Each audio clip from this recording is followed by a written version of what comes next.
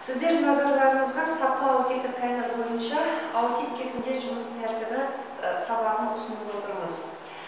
Негізі аудит кезінде келесі жұмыстар атқарылады. Ең алдында аудитті ұйымдастыру іс-шаралар жүргізіледі.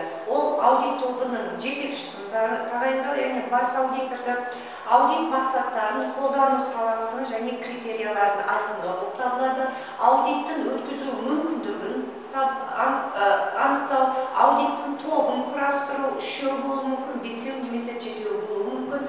Аудитке түсетін ұйыммен алғашқы таныстықты бастау, яғни алдын ала бағалау жұмыстарын жүргізу. Келесі аудитке түсетін, яғни тексеріс кезінде қолданылатын құжаттарды талдау. Бұл жазбалармен қоса сапа менеджмент жүйесінің құжаттарын талдау және олардың аудит критериясына сәйкестігін анықтау. Осыдан аудит қызметін жұмыс орнында жүргізуді дайындау. Ол үшін не істейді? Ол үшін ең бірінші аудит жоспарын дайындау керек. Аудит жұмыстарының аудит тобына бөлу керек. Келесі жұмыс құжаттарын дайындау керек. Яғни келесі аудит кезіндегі жұмыстардың тәртібін ары қарай қарастыратын болса, жұмыс орнында аудит қызметін жүргізу. Яғни 6-5 пунктқа байланысты ашылу жиналысын өткізу, аудит кезінде коммуникация, яғни ақпарат сұрастыру бір-бірімен, яғни ауызша түрде жүргізу мүмкін, ертіп жүрушімен бақылаушылардың рөлі мен жауапкершілігі. Яғни аудитке түсетін мекеме тарапынан аудиторлық топқа бір қызметкерді бекіту қажет. Ақпараттарды жинау және оны верификациялау, аудит нәтижесін алу, аудит нәтижесін дайындау және қорытынды немесе жабылу жиналысын өткізу. Аудит есебін дайындау және бекіту, тарату, ол бірнеше экземплярда, яғни дайындалады. Онда аудит есебін дайындайды және аудит есебін бекітеді, таратады. Бір данасы тексерілетін мекеменің басшысына, екінші данасы аудитор тобы өздерімен бірге алады. Аудитті аяқтау кезінде келесі әрекеттер жүргізіледі. Яғни 6-8 пункт бойынша. Нақты аудиттің жоспары неден тұрады? Аудит жүргізілетін мекеменің аты, немесе нысанның аты, аудиттің саласы, тамақ өндірісі ме, жеңіл өнеркәсібі ме және тағы да басқа. Аудиттің мақсаттары мен міндеттері, аудиттің күні мен ұзақтығы, негізі аудиттің күні мен ұзақтығы мекеменің көлеміне байланысты, яғни производственность өнімділігіне байланысты.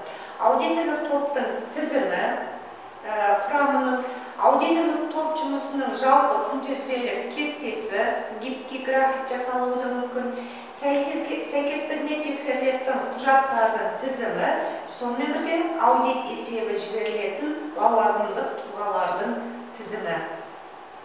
Енді осылай жоспардың ішіндегі күнтізбелік жұмыс кестесін қарайтын болсақ, бұл кәсіпорынға байланысты бірінші аудит нысаны, аудит саласы, аудит орны, яғни ашылу жиналысы таңғы сағат 8-де ма, 9-10 сол көрсетіледі. Жабылу жиналысы, ол кешке түнде болуы мүмкін. Қорытынды есеп беру, түзетуші әрекеттердің орындалуы туралы анықтама беру. Аудиторға қажетті негізгі құжаттар.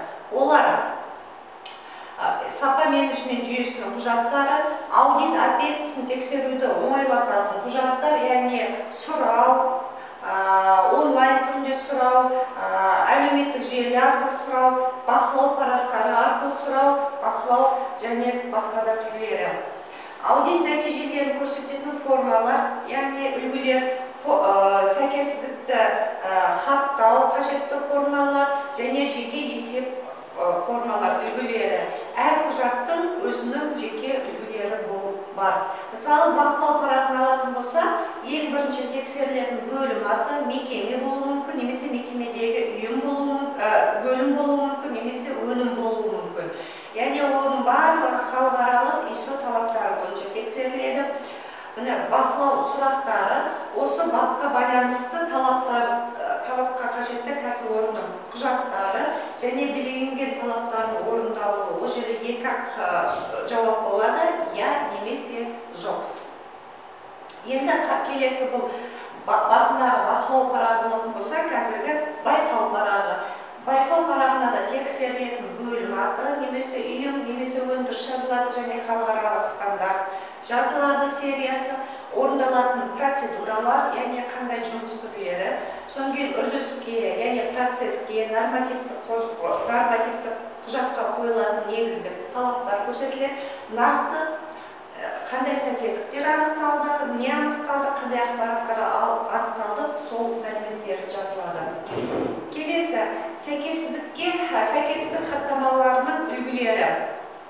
Яғни бұл жерде аудиттік тіркеу номері көрсетіледі, күні, бас аудитордың аты-жөні және сол мекемені, сол сәйкестікті анықтаған аудитордың аты-жөні, аудитке түсетін құрылым, бөлім немесе өнім, соған байланысты жетекшісінің аты-жөні, аудитке түсетін құрылымдық бөлімнің аты. Бұл соңында сәйкестікке байланысты қысқаша мазмұны келтіріледі. Бұл сәйкестік елеулі сәйкестік па, елеусіз сәйкестік па, және оның қаншауы, қандай құжатта кездесті, қандай бөлімде кездесті, сол қысқаша түрінде көрсетіледі. Елеусіз болуы мүмкін, елеулі болуы мүмкін. Сонымен бірге ең соңында аудитордың қолы мен сол тексерілген мекеме басшысының немесе ұйымның басшысының таныстым деген қолы, күні міндетті түрде көрсетіледі. Сәйкестік хаттамасының үлгісі: түзетуші әрекет, яғни бұл сәйкестік анықталған құрылым бөлімінің басшысының қолымен толтырылады.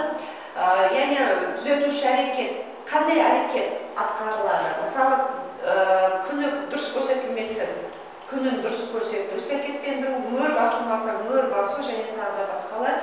Жоспарланған орындау күні, сол сәйкессіздік қай күні дайын болады, соның уақыты көрсетіледі және сол құрылымдық бөлімнің басшысы қолын, күнін қояды. Сәйкестік хаттамасының келесі формасы, сәйкестікті жоюды растау, яғни сол басында күнін көрсететін болса, сол күнге байланысты сәйкестік жойылды ма, жойылған жоқ па, соны растау үлгісі, яғни жойылды, я немесе жоқ. Аудитордың қорытындысы: толық жойылды, толық жойылған жоқ. Жоюдың нақты күні және хаттаманы толтырылған күндері қойылады, қолдары қойылады. Яғни аудитор, бас аудитордың қолдары мен күндері қойылады. Енді нақты мәлімет алу үшін біз аудитор сұрақтары болады дедік. Яғни аудитор сұрақтарында мына келесі сұрақтар қарастырылады. Сіз жобаларды қалай басқарасыз? Бұл көбінесе ұйымның басшысына немесе жетекшісіне байланысты, немесе сапа бойынша маманға қойылады. Екінші, жобалар қалай жоспарланады? Яғни жобалардың, сол мекеменің мақсаты, сол мекеменің жоспары көрсетіледі. Бұл контрактылық келісім шарттың талаптары қандай, оған байланысты құжаттары тексеріледі. И жоспар қалай талданады? Яғни бұл күнделікті жазба, яғни мекеменің, ұйымның, бөлімнің мәжіліс хаттамалары көрсетіледі. Осы сұрақтарға байланысты қажетті жауап келесі осы аталған құжаттарға көрсетіледі. Енді бақылау сұрақтары. Бақылау сұрақтарында көбінесе аудиторлар бөлімдерге барып, қызметкерлермен бетпе-бет немесе басқа да әдістерді қолдану арқылы жүргізіледі. Қандай құжаттар қолданылады? Қарастырылған құжат ендіру алдын ала таныстырылды ма? Яғни кез келген қызметкерге таныстырылуы туралы тіркеу мәліметтері бар ма? Құжат талаптары түсінікті мазмұндалған ба? Егер олай болмаса, қай жері сізге түсінікті деген секілді сұрақтар қойылады. Негізі аудитті жүргізу бұл негізгі кезеңдерді қамтиды. Жаңа басында аталып өткенде ашылу жиналысымен өткізу, аудит объектісін зерттеу, жаңағы құжаттарды қарау арқылы, талдау арқылы, сауалнама жүргізу арқылы, аудит нәтижесі бойынша қорытынды жиналыс жасау арқылы, сонымен бірге ең соңында жабылу жиналысында қорытынды есеп көрсету арқылы. Бұл негізгі аудит жүргізу кезіндегі технология болып есептеледі. Аудитті түсетін құрылымдық бөлім персоналымен ашылу жиналысын бас аудитор өткізеді. Яғни екі мекеменің арасындағы байланыс орнатады. Енді ашылу жиналысында ол аудитке түсетін мекеменің негізгі құрылым бөлімдерінің басшылары және аудитор тобы таныстырылады.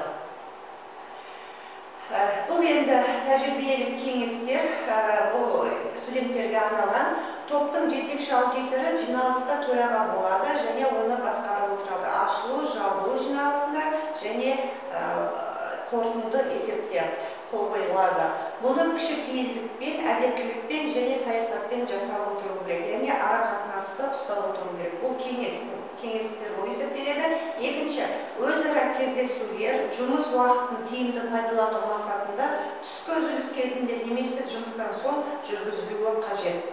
Үшінші, ашылу жиналысынан соң топ аудит бағдарламасын талдау керек және топ жетекшісінен соңғы нұсқаулар алу үшін жеке кездесулерге байланысты жиналады және жиналыс жасайды.